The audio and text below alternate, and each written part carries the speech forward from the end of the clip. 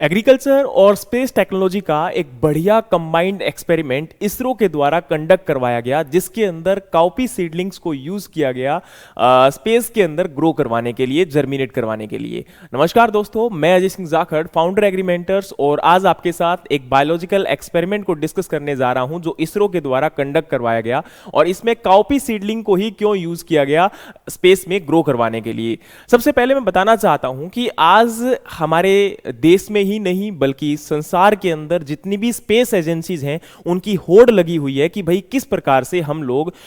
दूसरे ग्रहों के ऊपर, जैसे अर्थ के अलावा मंगल ग्रह है या फिर कोई और अगर आपका ग्रह है, तो वहां पर हम लोग जीवन को संभव कैसे कर सकते हैं, वहां पर लाइफ को कैसे एस्टेब्लिश कर सकते हैं। तो यहां उसी के तर्ज पर, उसी कंडीशन में बहुत सारे एस्ट्रोनॉट्स यहां से जाते हैं और वहां जाकर रिसर्च को कंडक्ट करते हैं। तो लंबे टाइम तक रहना पॉसिबल नहीं हो पाता उन लोगों के लिए, क्योंकि जल्दी ही खाना और जो पीना है वो खत्म हो जाता है। तो उसी खाने को वहां पर कैसे उपलब्ध करवा सकते हैं, प्लांट्स को कैसे स्पेस में ग्रो करवा सकते हैं, उस रिसर्च को कंडक्ट करवाया गया इसरो के द्वारा। इसरो ने ये एक क्रॉप मॉड्यूल एक्सपेरिमेंट कह सकते हो। ये जो आपका क्रॉप मॉड्यूल एक्सपेरिमेंट है, इसका क्रॉप्स का मतलब यहां पर क्या है? इसका मतलब है compact research module for orbital plant study. मतलब एक आपका रिसर्च मॉड्यूल है जिसके अंदर प्लांट्स को स्पेस में हम लोग कैसे सस्टेन कर सकते हैं, कैसे ग्रो करवा सकते हैं, ये एक एक्सपेरिमेंट कंडक्ट करवाया गया। और इसमें ये जो है वो आपका क्रॉप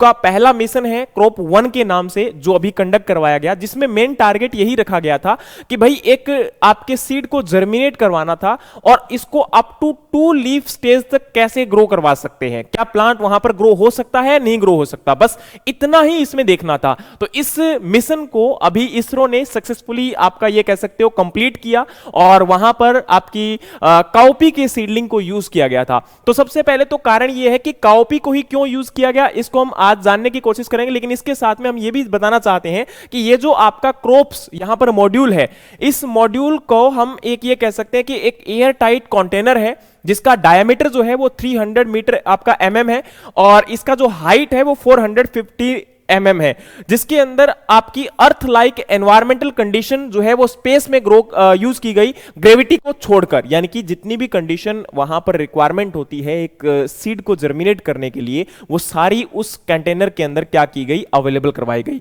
तो यहां पर क्या है कि ये आपका एक कंटेनर है जिसके अंदर इस प्रकार से वहां पर आपके सीडलिंग्स को इनके अंदर ग्रो करवाया गया है, प्रॉपर आपके चैम्बर्स को एस्टेब्लिश किया गया है, और उन चैम्बर के अंदर वो सारी फैसिलिटी जो कि एक सीड को जर्मिनेट करने के लिए चाहिए, एक प्लांट को ग्रो करने के लिए चाहिए, उनको अवेलेबल करवाया गया। क्या क्या है उनको भी देखते हैं। तो सबसे पहले इन्होंने क्या किया, वहां पर आपका क्ले सॉइल को यूज किया है एज ए प्लांटिंग मटेरियल। तो आपका क्ले मीडियम को ही क्यों यूज किया गया, इसका कारण है क्योंकि उसके अंदर वाटर जो है वो लंबे टाइम तक एब्जॉर्ब हो सकता है, वाटर को लंबे टाइम तक रिटेन किया जा सकता है। और दूसरा यहां पर इसके साथ में इस सॉइल को स्टेरलाइज किया गया, स्टेरलाइज हाई टेंपरेचर पर किया गया। लेकिन स्टेरलाइज क्यों किया जाता है, क्योंकि इसमें किसी प्रकार के फंगस, स्पोर, बैक्टीरिया अगर प्रेजेंट है तो उनको किल किया जा सकता है। उनको किल करने का कारण यह है क्योंकि अगर स्पेस में जाने के बाद सीडलिंग जर्मिनेट कर रहा है और उसमें अगर फंगस या स्पोर है तो वो भी उसके साथ में ग्रो कर जाएंगे और वो उस सीडलिंग की जो जर्मिनेशन है उसको इंपेयर कर सकते हैं। तो इसके लिए वहां पर क्या किया गया, उसको स्टेरलाइज किया गया। स्टेरलाइज करने में ये एक चीज ध्यान रखी गई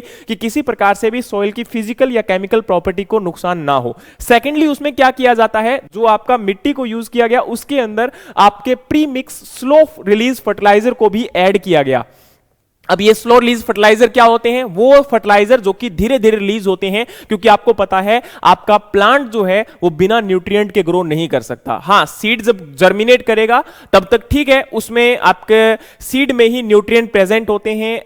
एंडोस्पर्म के पास। लेकिन जब ये सीड जर्मिनेट कर जाता है तो उसके बाद उसको सोइल में से जो न्यूट्रिएंट की रिक्वायरमेंट होती है, वो न्यूट्रिएंट यहां पर आपके पहले से ही स्लो रिलीज फर्टिलाइजर की फॉर्म में ऐड किए गए। उसके साथ में ही इसमें आपका प्रॉपरली 4 चैम्बर थे, जिन चैम्बर के अंदर आप ये कह सकते हो कि इस प्रकार से आपके 4 चैम्बर वहां पर प्रेजेंट थे, और हर एक चैम्बर में 2 सीडलिंग को लगाया गया। और ये 2 सीडलिंग यहां पर ये कह सकते हो कि टोटल 8 सीडलिंग को वहां पर लेकर जाया गया है और इन 8 सीडलिंग में से केवल 3 सीडलिंग ही ग्रो कर पाई। और इन सीडलिंग को इस प्रकार से एस्टेब्लिश किया गया था ताकि ये किसी प्रकार से भी, क्योंकि जब आपका सैटेलाइट लॉन्च होता है तो वो डिस्टर्ब होता है ना, उसमें बहुत सारी वाइब्रेशंस आती हैं, तो उसकी वजह से सीडलिंग जो है वो डिस्टर्ब नहीं होनी चाहिए, या सीडलिंग का जो है कहीं ऐसा ना हो कि उसमें से बाहर आ जाए या फिर गिर जाए, तो उसके लिए प्रॉपर्ली उसको टाइटली पैक भी किया गया। ठीक है, उसके बाद में क्या होता है कि यहां पर आपका एनवायरमेंट जो है वो प्रॉपर्ली कैसे एस्टेब्लिश किया जाता है, तो उस का जो आपका एनवायरमेंट था,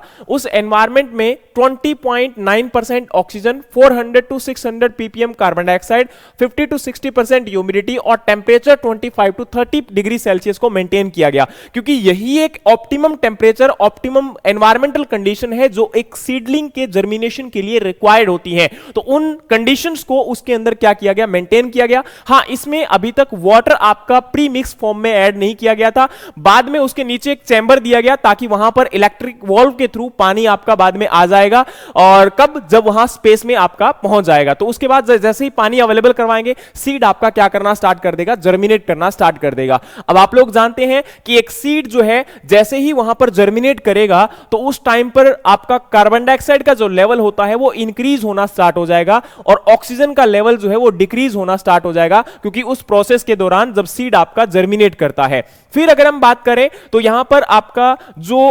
जैसे ही फोटोसिंथेसिस होगा, यानी कि एक सीडलिंग जब जर्मिनेट कर जाती है उसके अंदर लीफ आ जाते हैं, तो ये लीफ क्या करेगा, फोटोसिंथेसिस की रिक्वायरमेंट है, तो फोटोसिंथेसिस जब स्टार्ट होगा तो फोटोसिंथेसिस में CO2 की रिक्वायरमेंट होती है। तो अब क्या होगा, CO2 का लेवल जो है डिक्रीज होना स्टार्ट हो जाएगा और ऑक्सीजन का लेवल इंक्रीज होना स्टार्ट हो जाएगा, क्योंकि आपकी फोटोसिंथेसिस प्रोसेस के दौरान सीडलिंग जो है या आपके जो लीफ है वो क्या करते हैं, ऑक्सीजन को रिलीज करते हैं। तो उस पर्टिकुलर एनवायरनमेंट में ऑक्सीजन आपकी जो है इंक्रीज होना स्टार्ट हो जाएगी और CO2 डिक्रीज होना स्टार्ट हो जाएगी। और CO2 अगर आपकी लिमिट से ज्यादा डिक्रीज हो गई तो उसके बाद आपकी प्लांट की ग्रोथ या सीडलिंग की ग्रोथ बिल्कुल क्या हो जाएगी, स्टॉप हो जाएगी। लेकिन सबसे ज्यादा इंपॉर्टेंट क्वेश्चन यहां पर यह है कि भाई जो लाइट है वो कहां से आई, सारी कंडीशन दिख रही है, यहां पर कार्बन डाइऑक्साइड दिख रहा है, ऑक्सीजन भी ठीक है, उसके अलावा अगर हम बात करें तो ह्यूमिडिटी भी प्रेजेंट है, वाटर भी प्रेजेंट है, सॉइल प्रेजेंट है, टेम्परेचर प्रेजेंट है, न्यूट्रिएंट प्रेजेंट है, लेकिन एक चीज और रिक्वायरमेंट होती है जिसको हम बोलते हैं फोटोसिंथेटिक एक्टिव रेडिएशन, यानी कि लाइट। और ये लाइट भी आपका वहां पर एलईडीज के द्वारा अवेलेबल करवाई गई और उसमें 400 to 700 नैनोमीटर आपकी लाइट जो है अवेलेबल करवाई गई। इसके अलावा एक चीज और इंपॉर्टेंट होती है, वो ये होता है कि वहां पर लाइट को प्रोग्राम की इस प्रकार से किया गया था ताकि 16 आवर वहां पर लाइट अवेलेबल हो, डे आपका कंडीशन अवेलेबल हो, और 8 आवर वहां पर क्या अवेलेबल हो, आपका नाइट कंडीशन अवेलेबल हो। तो यानी कि जो आपका शॉर्ट डे और लॉन्ग डे प्लांट के अंदर लाइट की रिक्वायरमेंट होती है ना, तो उसी कंडीशन के अंदर हम बात कर रहे हैं कि आपका लाइट जो है वो 16 आवर और 8 आवर क्या है, आपका डार्क पीरियड अवेलेबल करवाया गया, जो कि एक फोटो पीरियोडिज्म हम लोग बोलते हैं, जो प्लांट को रिक्वायरमेंट होता है उसके बेसिस पर हम लोग प्लांट को क्लासिफाई भी करते हैं। तो वो भी वहां पर मेंटेन किया गया, यानी कि